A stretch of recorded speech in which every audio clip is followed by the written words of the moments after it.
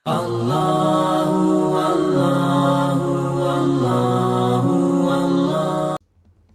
اللہ والصلاة والسلام علی رسول اللہ وبعد۔ پیارے بھائیوں اور دینی بہنوں، السلام علیکم ورحمۃ اللہ وبرکاتہ۔ پچھلے دنوں غزہ میں اسرائیلی بربریت کا جو ننگا ناچ ناچا گیا اور جس طرح مسلمانوں پر بمباری کی گئی، یہ اسرائیل کے اسلام دشمنی کی ایک زندہ مثال ہے۔ لیکن اسرائیلی دہشت گردی کا یہ سانحہ کوئی نیا نہیں ہے۔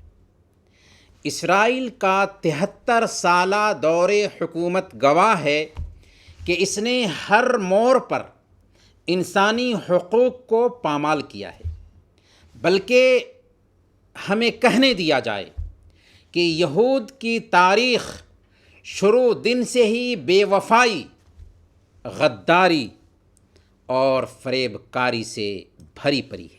انسانی تاریخ شاید ایسی قوم سے خالی ہو جس نے اللہ کی بے پناہ نعمتوں کو پانے کے باوجود مسلسل بدعہدی کی، ضد اور ہٹ درمی کا راستہ اپنایا۔ خود انبیاء بنو اسرائیل کے ساتھ انہوں نے ہٹ دھرمی کا معاملہ کیا۔ قرآن کریم کو پڑھیے، جگہ جگہ پر ان کی بدعہدی اور ہٹ دھرمی کے نمونے آپ کو ملیں گے۔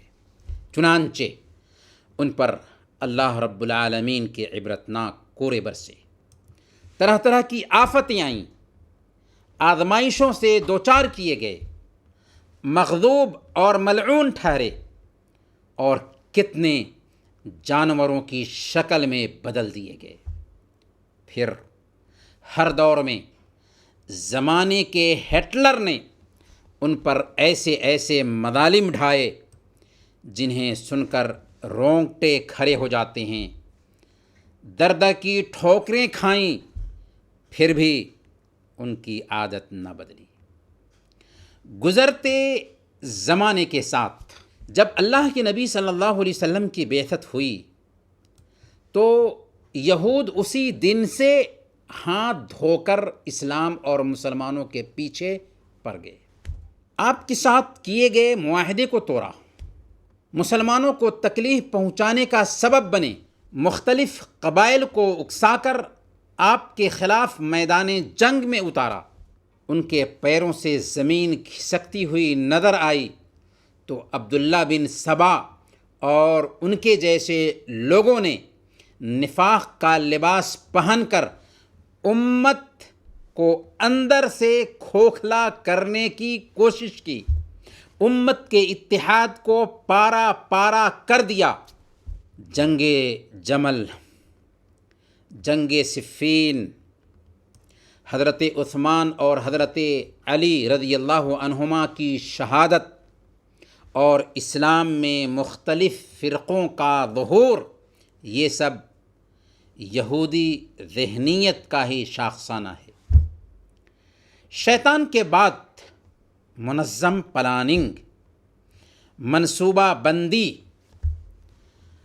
عیاری اور چال بازی کے ساتھ کام کرنے والی اگر کوئی قوم اس دنیا میں پائی جاتی ہے تو وہ قوم یہود ہے۔ ان کے عزائم ہمیشہ جمع رہتے ہیں۔ ان کا خواب ہے پوری دنیا کو اپنے تابع اور مسخر کرنا، جس کی صراحت انہوں نے صہیونی علماء کے سیاسی پروٹوکول نامی دستاویز میں واضح انداز میں کیا ہے۔ جو پروٹوکول سن 1897 میں سوئٹزرلینڈ میں منعقدہ یہودی عالمی کانفرنس میں پاس ہوا تھا۔ امیر المؤمنین عمر فاروق رضی اللہ تعالیٰ عنہ یہودیت کے نبض شناس تھے۔ انہوں نے جب بیت المقدس کو فتح کرنے کے بعد ایلیا والوں سے ایگریمنٹ کے شرائط طے کیے تو ان میں ایک شرط یہ بھی رکھی تھی کہ بیت المقدس میں نصرانیوں کے ساتھ کوئی بھی یہودی رہائش اختیار نہیں کرے گا۔ یہ شرط خلیفہ ثانی کی دور اندیشی اور دانش مندی پر مبنی تھی کہ ایسا نہ ہو کہ یہود اپنی شاطرانہ چال کے ذریعہ اس سرزمین کو دوبارہ سیاسی بازیگری کا آلہ کار بنا لیں۔ چنانچہ تاریخ بتاتی ہے کہ 13ویں صدی عیسوی تک، نوٹ کیجئے، 13ویں صدی عیسوی تک ایک یہودی بھی فلسطین میں نہیں تھا۔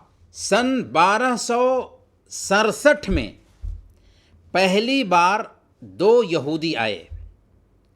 اس کے بعد سے ہی فلسطین میں یہودیوں کا آنا شروع ہو گیا اور ہم غفلت اور بے حسی کی چادر تانے رہے۔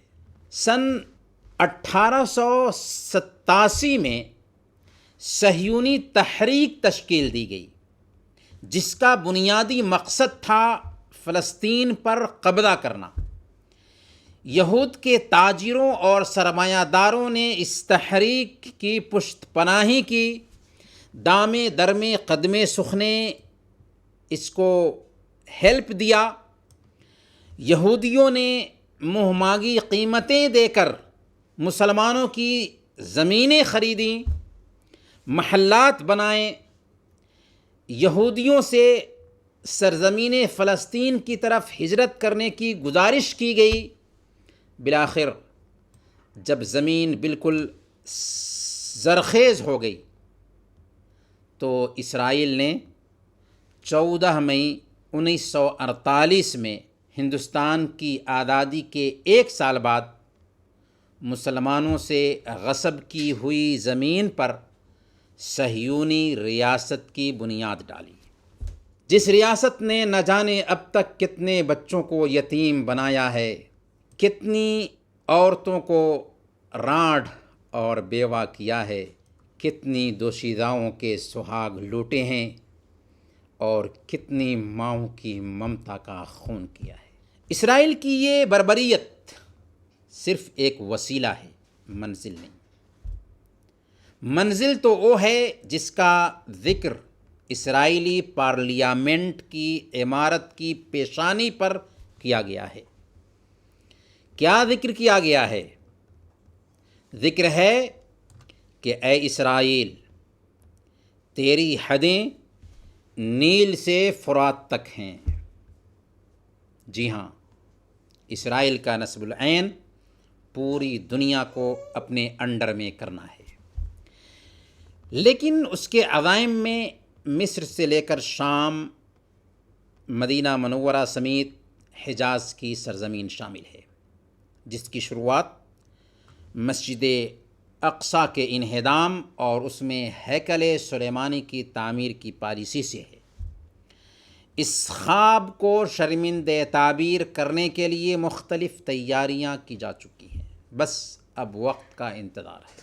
مسلمانوں، یہاں پر ٹھہر کر ذرا ہم اس نقطے پر بھی غور کرنا چاہتے ہیں کہ آخر فلسطین میں یہودیوں کا کیا حق ہے؟ موسیٰ علیہ السلام کے ماننے والے ہم مسلمان ہیں، وہ تو موسیٰ علیہ السلام کو ماننے کا دعویٰ کرتے ہیں، مانتے نہیں۔ اس لیے حضرت موسیٰ علیہ السلام کے وارث مسلمان ہیں، حضرت عیسیٰ علیہ السلام کے وارث مسلمان ہیں، اس لیے فلسطین کے حقدار مسلمان ہیں، دوسری کوئی قوم نہیں۔ اور دوسری بات یہ کہ بیت المقدس عام مساجد کے جیسے نہیں، بلکہ بیت المقدس سے ہمارے ایمان اور عقیدہ کا تعلق ہے۔ اس سے ہمیں ویسی ہی محبت ہونی چاہیے جیسی محبت حرمین شریفین سے ہے، کیونکہ یہ روئے زمین پر بنائی جانے والی دوسری مسجد ہے۔ یہ مسلمانوں کا قبلہ اول ہے، جہاں سے اللہ کے نبی صلی اللہ علیہ وسلم کو معراج کرایا گیا، جس میں 1 رکعت نماز ادا کرنے سے 250 نمازوں کا ثواب ملتا ہے۔ جس سرزمین کو بابرکت سرزمین قرار دیا گیا ہے، جس میں دجال کا داخلہ ممنوع ہے، اگر یہ پاک مسجد ہمارے ہاتھ سے چلی گئی تو امت مسلمہ کا ناقابل تلافی نقصان ہوگا۔ غزہ کے شہداء جنہوں نے اسلام کی سربلندی کے لیے سرزمین فلسطین کو لالہ زار بنایا ہے، وہ اپنے رب کے انعامات کے مستحق ہو رہے ہیں، اور ہم دعا کرتے ہیں کہ اللہ تعالیٰ ان کو شہداء میں شامل کرے۔ لیکن اس وقت افسوس زیادہ ہوگا جب مسجد اقصی ہمارے ہاتھ سے نکل جائے گی۔ لیکن ہمیں یہ بات بھولنی نہیں چاہیے کہ دشمن کی تدابیر جس قدر بھی منظم اور پلاننگ تیز ہو، رات کے بعد دن اور تاریکی کے بعد روشنی کا آنا یقینی ہے۔